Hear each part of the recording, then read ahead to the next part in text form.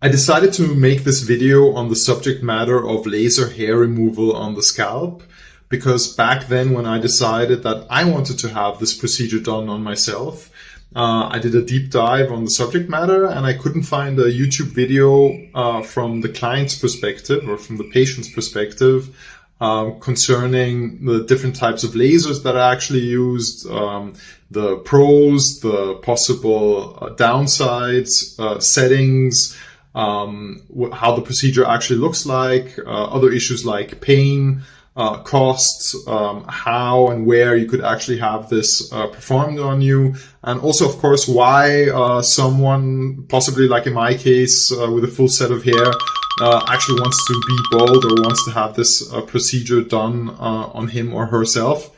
And yeah, so I thought this video might be useful. Not sure for who, but I guess there are other people like me who might find it valuable.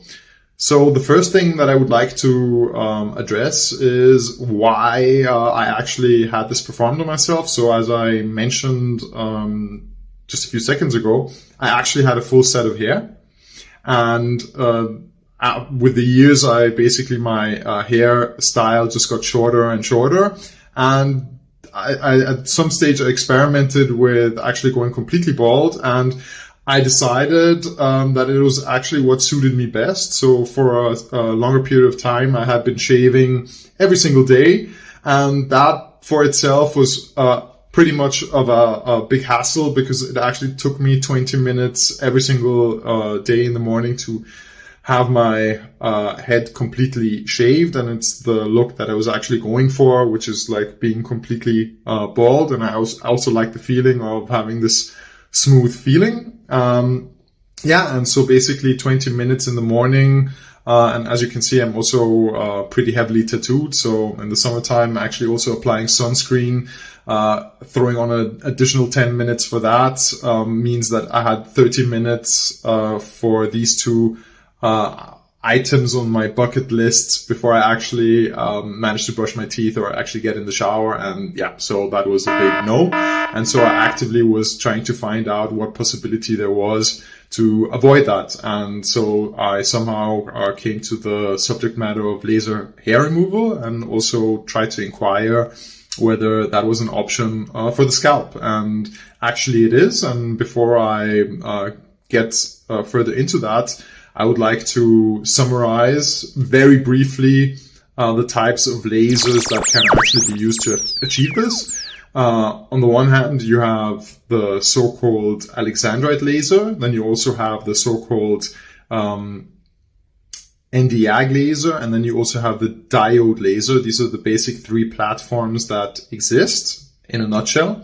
And the difference between these lasers is the wavelength that is used, meaning that that's more or less, in a simplified way of explaining, how far the laser actually penetrates the skin. And so what is important to know is that the Alexandrite has the shortest wavelength, the diode has the second shortest wavelength, and the longest wavelength is actually from the Nd:YAG. Why is that of importance? It's important because when you assess which laser to use on yourself, the skin type or skin color actually plays a big role, because what the laser targets is the melanin in the hair follicle. And the problem is, if you have a darker skin type, then you want to avoid burns. And that's why actually, because your skin, if you're darker, also has melanin, of course, which causes the pigmentation. And then if the wavelength isn't long enough, the laser actually attacks or affects the skin. And that's not what you want. You want the laser and the energy to go into the hair follicle and basically obliterate that. And that's why people with a so-called Fitzpatrick skin type of 4, at least 4, 5, or 6, just basically Google it, and you can assess which skin type you are, would use the Nd:YAG laser. Some might qualify for the diode, but they definitely don't qualify for the so-called Alexandrite, meaning that if you would use the Alexandrite laser, it would basically burn your skin, or there's a high probability. In my case, I would be Fitzpatrick 4, possibly in the winter 3, but it's sort of, I'm sort of on the border, actually, where I'm having the procedure done. They would be comfortable using the alexandrite on my skin in the winter, but a very experienced technician, laser technician, said stay away from it. There's actually no reason, and the main reason why it might be interesting using the alexandrite laser is that as a platform is a bit more effective in the sense that you might need fewer amount of sessions to achieve really good results, meaning alexandrite something like around 6 sessions. The Nd:YAG platform might require 8 sessions to achieve a similar result. So basically and I'm not going to mention IPL, because IPL, which is used in most machines which are used at home, are not really laser platforms. They have a different color spectrum and that light spectrum, and that's why they don't really actually qualify as lasers. So the machine that which is being used on me is the Candela Gentlemax. And this was very important to me because when I did my deep dive, I compared various results from various people, especially on platforms like Reddit, and there were some other ones. And you could really see that there were very, very different results that people were able to achieve depending on the platform used, meaning alexandrite diode or Nd:YAG, but also, more importantly, also the type of manufacturer, meaning not all lasers which are using the same platform, the same type, are the same. It's just like with a car, you can have a Ferrari or you can have a different car which might be less powerful, and the results might be very different. And so from what I could gather, the Candela Gentlemax is the gold standard when it comes to laser hair removal. So it was very important for me that I actually find a parlor that uses or which has the Gentlemax. And the Candela machines, basically there's a different laser which is called the Gentlelaze. That is solely a platform which uses the alexandrite laser. And then you also have a GentleYAG from Candela. This one only uses the Nd:YAG platform. And then you have the Gentlemax Pro, which you basically can switch both platforms depending on the patient, meaning someone that is darker, they will set it on the Nd:YAG platform, and the one that is lighter, they will send it on the alexandrite platform. And you can see the difference on the background. If it's green, then it's Nd:YAG. If it's red, then it's the alexandrite platform that is being used on the Gentlemax. The next issue, which might be of importance are the settings, because they make a big difference concerning the results. And what I can say, and this is primarily my experience because the Nd:YAG laser is being used on me, and from information I've gathered from others, is quite important that the amount of joules, that is the energy, the fluence that is being used, should be around 16. If it's under 16, then there's a high probability that you will need more sessions or that it's not going to be effective. I'm not a technician. This is just information that I've gathered from others. You definitely need to discuss this with your technician, but I'm just mentioning that because there is word on the street that there are some parlors which actually set their machines on a very low fluence because they want their customers to book more sessions.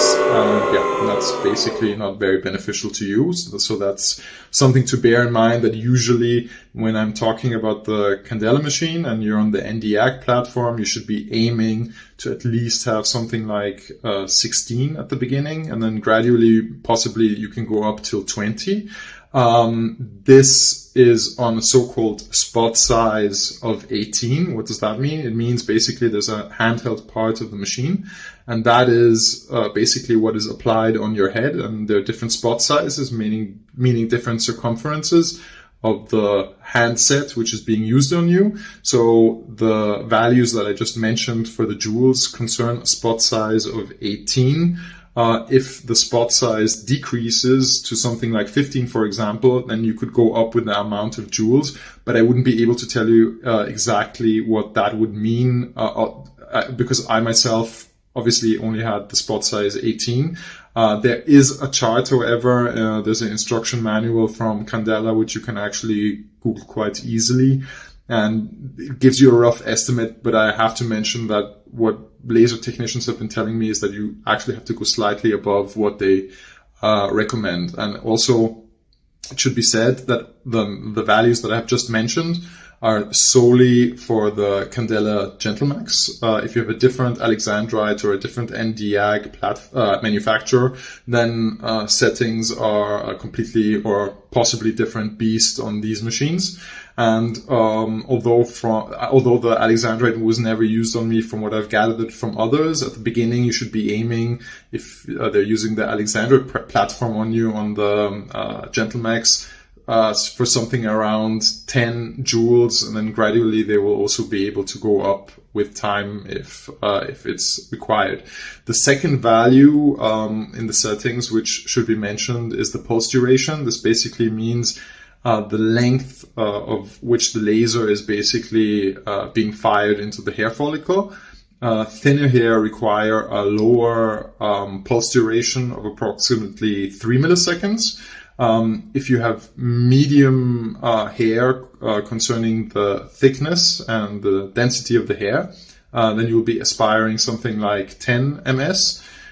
This is the value that had been applied by me. And if you have really thick, coarse hair, then they will apply or should apply a pulse duration of approximately 20 ms. So that's something you should bear in mind. And if you see that the hair is getting thinner, then gradually you should be going down with the pulse duration. So this is a basic summary of the settings. And as I mentioned, it's important that you discuss this with your technician. I'm not a technician, I'm just passing on information. So the thing concerning the actual procedure, what you need to know is you need to shave the hair off before the laser is applied on you. Normally what parlors say is you're supposed to shave the day before. In my case, I know that I have actually very fast hair growth. So what I did, and that's the recommendation from a very experienced laser tech, is actually the freshest shave without any cuts is the best, meaning that I always shaved I shave 1 hour in advance and just make sure that I don't actually cause any cuts. And yeah, so after you do that, you basically go to the parlor. They basically do the settings, clean your head, and then after that has been accomplished, they basically shoot the laser in like certain jolts. And yeah, so that basically, depending on how fast you can take them, can be a procedure varying between 10 and 45 minutes. At the beginning, it's going to be more painful because you're not experienced to it. So hopefully the laser technician is also going to take breaks, or make sure that the person actually does take breaks, because it's might be hard to cope. And that's one of the downsides of the procedure, that it's actually very, very painful. As you can see, I'm heavily tattooed, and I have had no problem with 99% of the areas of my whole body which actually have been tattooed. And in comparison, what I can say is on the scalp, the laser hair removal is far more painful. You can compare it, some people, and if you Google this, they will describe it as a rubber band that is basically pulled back and then always released on your head. That I would say is for the moments where it's less painful. But when it really gets painful, basically what it feels like, and that's what it is, it feels like a very fine laser, like a needle, actually, like a precision laser, attacking your hair follicle and basically burning it. And that's what it really actually feels like for short second, but it's a burn, and the burn really can get very, very intense. So depending on the area, like wherever there's more melanin, where there's more hair growth, you can expect those areas to really hurt and be really intense in terms of this burning sensation. And it can really spike up. So where the tattoo pain is more or less gradual and you know what you can expect, the difference is it can really go up to a certain level where you think, okay, this is too much, where you'll basically need a pause or a rest. And that is actually also the reason why several parlors recommend using a numbing cream. But most of them will actually not apply it on you. They will just recommend it. And the best advice that I can give, and I actually, knowing the videos that are out there on YouTube whenever the Gentlemax is used, because it's efficient but also painful, I use the numbing cream, and I basically would recommend that. Also here, you have to be transparent with your laser technician, inform the person that you applied numbing cream. And if there's some issue about them saying you shouldn't apply it beforehand, I mean, it needs to be wiped off anyhow. Maybe go to a dermatologist beforehand and just basically have that person confirm that it's fine to be used before the procedure is done on you, and then I think it shouldn't be a problem. But as mentioned, warning, it really hurts, and something you just basically have to go through. But of course, the less hair you have with time, the less the procedure should hurt. So that's one of the downsides that I just mentioned. And so what happens afterwards, after the procedure is accomplished, you will, of course, your skin is going to be irritated. It's going to be slightly red. So you're not allowed to do any sport on that day. You're also not allowed to have a hot shower. You're basically supposed to avoid heat. And some people have skin reaction in the immediate aftermath, meaning they might get pimples later on. In my case, I never got pimples immediately afterwards. What I can say is, after the treatment, basically the head feels completely smooth. I never experienced such a smooth head as after the treatment. But one day after, you can also feel some small, it feels like pimples, but you can't see them. So basically, there's something going on with the skin where the hair actually comes out, and that's slightly irritated. So I guess that's the slight raises, I guess, that you can actually feel, but nothing more than that. And then it takes about, beginning from the 10th day after the procedure, the hair actually starts falling out, where actually in my case, most hair fell out after day 12 till 14, 15. And the other immediate thing, and that's another concerning a downside concerning this procedure, is you're not allowed to be exposed to the sun 2 weeks before the procedure, and also not 2 weeks after, because you're not allowed to have a tan, because the tan means that you have melanin in the skin, more pigmentation, and that's what the laser would attack, and that's what you don't want. You want it to penetrate the skin and actually attack the melanin in the hair follicle. And that's why you're just basically not allowed to have a tan. So it's a bit of a problem in the summer, and you can't avoid it by basically saying, I'll do this procedure in the winter, because due to the hair growth, you can only have the sessions every 5 to 6 weeks, because you will never manage to basically attack or treat every single hair follicle on your head or in your head, for the simple reason that not all hair in your head are in the so-called anagen phase, meaning that they're not all growing. So in the first session, you're not going to be affecting all hair.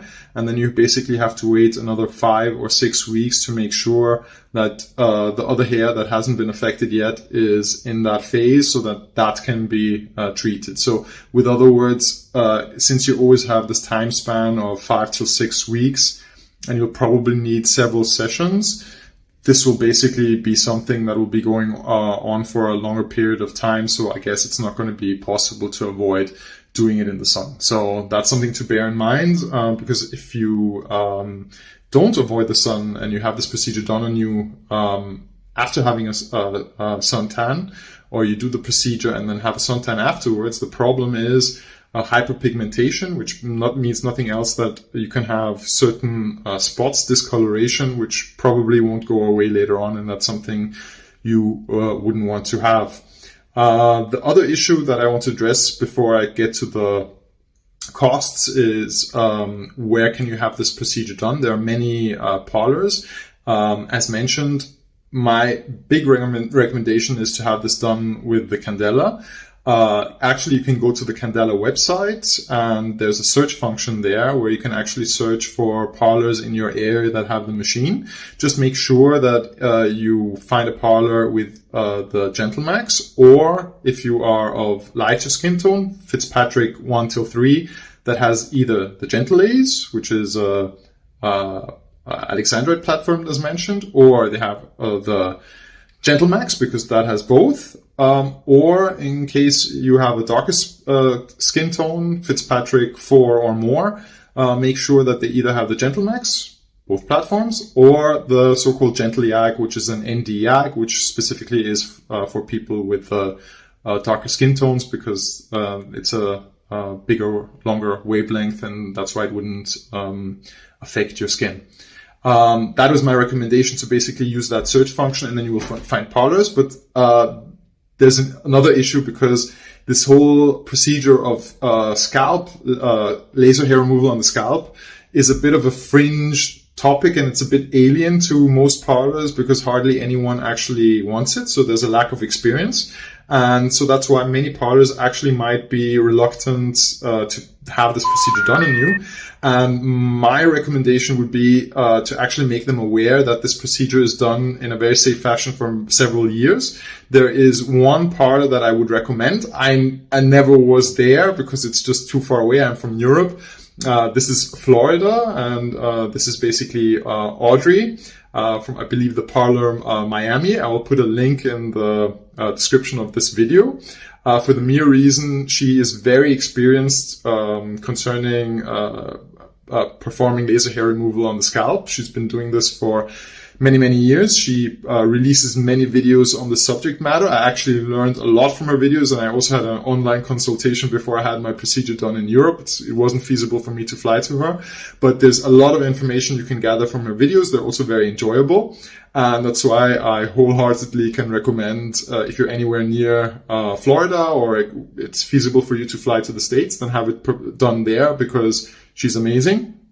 But also because you can actually take her videos in theory and show them to the parlor if there's skepticism concerning whether this can be performed on the head. But just make sure concerning the settings that they basically do what I would recommend concerning the settings, because there's no point in having the right machine but the wrong settings, because then you won't have good results. So that would be my recommendation. The costs vary enormously because most parlors don't actually list laser hair removal on the scalp as an option. So it's basically, I don't know, it's a rough estimate, and then very random concerning what the prices that these parlors charge when they actually are willing to perform it on your head.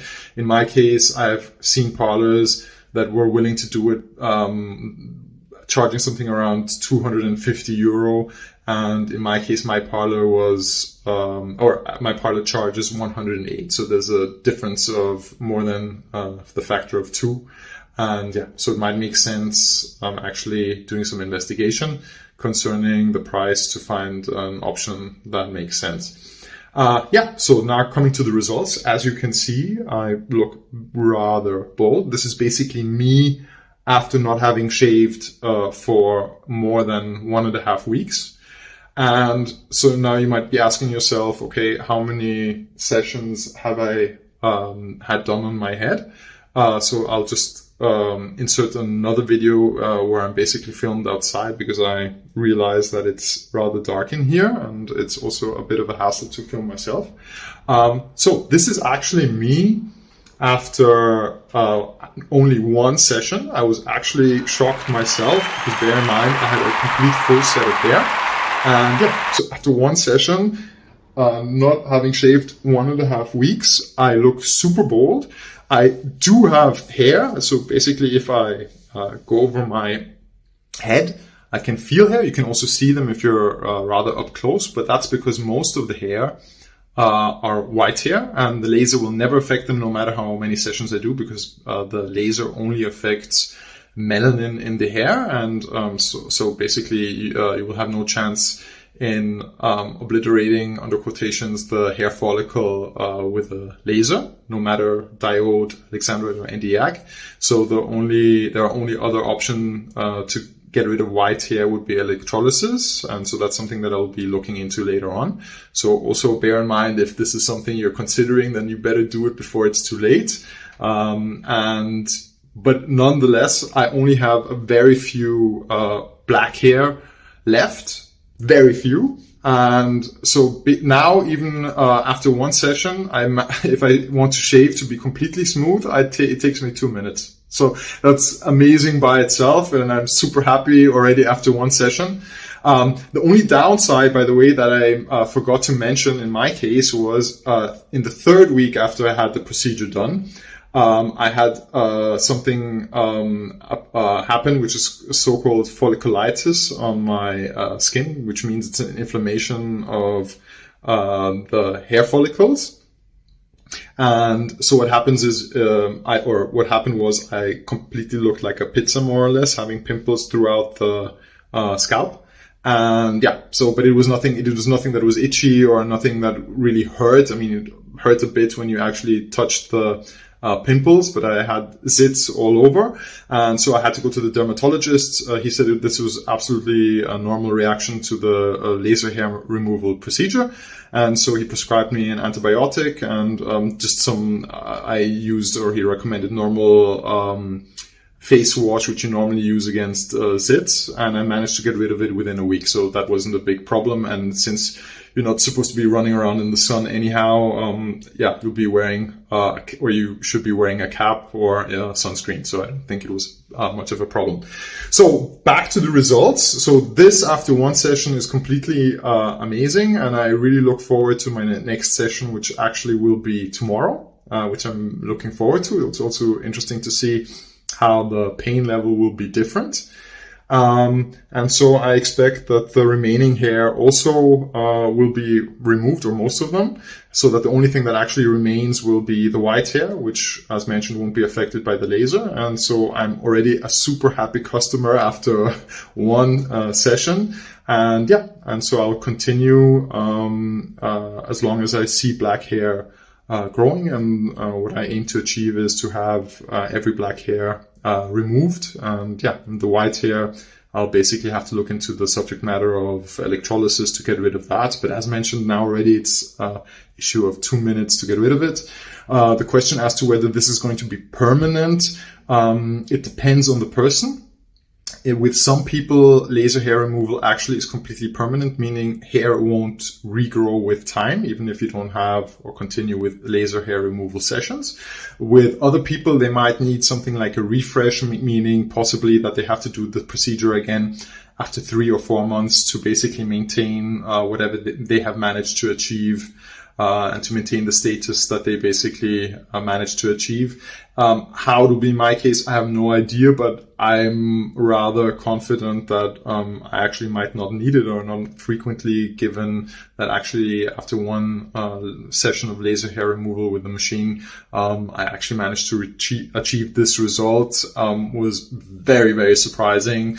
And as mentioned, although this whole video might sound like an ad for Candela, and I actually, if anyone from Candela is viewing this video, please feel free to transfer a lot of money for making this ad for you. But basically, wholeheartedly, I can only recommend that machine. And do a deep dive. Don't take my word for it. Look at the results from other people which have used other platforms and manufacturers, and you will see a big difference, because many people had really bad results, or actually had to do a far larger amount of sessions to achieve a result which they were satisfied with.